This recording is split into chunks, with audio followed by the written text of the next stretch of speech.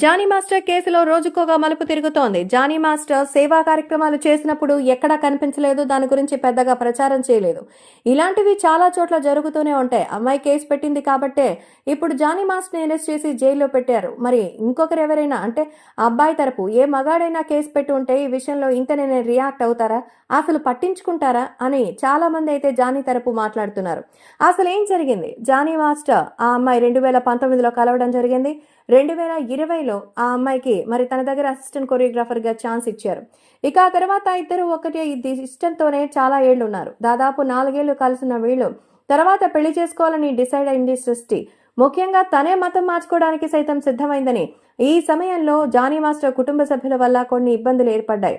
చివరికి సృష్టికి మంచి అవకాశాలు జానీ మాస్టర్ చూపించడంతో అక్కడ షైనింగ్ మొదలుపెట్టినటువంటి సృష్టి జానీ మాస్టర్ని తర్వాత దూరం పెట్టింది. అయినా తన మీద ఉన్నటువంటి ఆ ప్రేమతో పలుమార్లు తను వర్క్ చేసే ప్లేస్కు వెళ్లి తనని డిస్టర్బ్ చేయడం వల్ల సరిగా కొరియోగ్రఫీ చేయలేకపోయిందని, ఇందులో ఇన్వాల్వ్ అయినటువంటి పుష్ప టీం జానీ మాస్టర్ని అక్కడి నుంచి పంపించేసిందని, తద్వారా జానీ మాస్టర్ అలాగే సృష్టికి మధ్య గొడవలైతే ప్రారంభించాయి.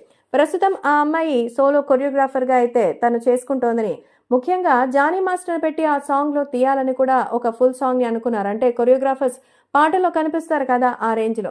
మరి అదంతా కూడా మిస్ అయిపోయింది. అంటే ఇప్పుడు మిస్ అయిన ఛాన్సులన్నీ ఒకవేళ జానీ మాస్టర్ నిరపరాధి, అది మ్యూచువల్ అండర్స్టాండింగ్ వల్లే జరిగింది అని తెలిస్తే ఆయనకి పోయిన అవకాశాలన్నీ మళ్ళీ వస్తాయా? ఎలాగైనా సరే ఆ కన్సెంట్ ఉన్నా లేకపోయినా మైనర్తో అలా ఉండడం తప్పే అంటూ కొంతమంది చెప్తున్నారు. మరి అసలు దీన్ని ఎలా కన్సిడర్ చేయాలి? ఇద్దరు మ్యూచువల్ అండర్స్టాండింగ్తో విడిపోయినప్పుడు మళ్ళీ ఇప్పుడు ఇంత పెద్ద కేసుని పెట్టించింది అసలు ఎవరు? దీంట్లో ఏదైనా రాజకీయ కోణం ఉందా? అసలు జానీ మాస్టర్ వెనుక కుట్ర కోణం ఉందని, దాగి ఉన్నది ఒక హీరో అలాగే ఒక ప్రొడక్షన్ కంపెనీ అని చెప్తున్నారు.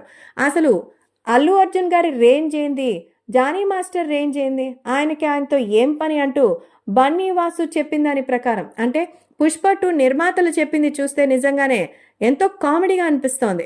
ఇంకా మిగతా వాళ్ళు అసలు బన్నీకి ఇంత చిన్న చిన్న విషయాలు పట్టించుకునేంత ఓపికందా అంటే, అవును మరి నేను కావాలనే చేశాను, నేను నచ్చితేనే వస్తాను అంటూ మరి నాగబాబు గారు కమెంట్ మీద పబ్లిక్గా స్టేట్మెంట్ ఇచ్చి అంత ఉడుకుమోతతనం చూపించినప్పుడు ఇలాంటి విషయాల్లో కూడా చూపించవచ్చు కదా అంటూ కొంతమంది చెప్తున్నారు.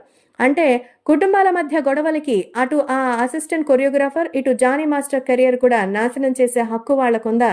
అసలు ఎందుకు ఇదంతా అంటూ కొంతమంది అయితే ఫైర్ అవుతున్నారు.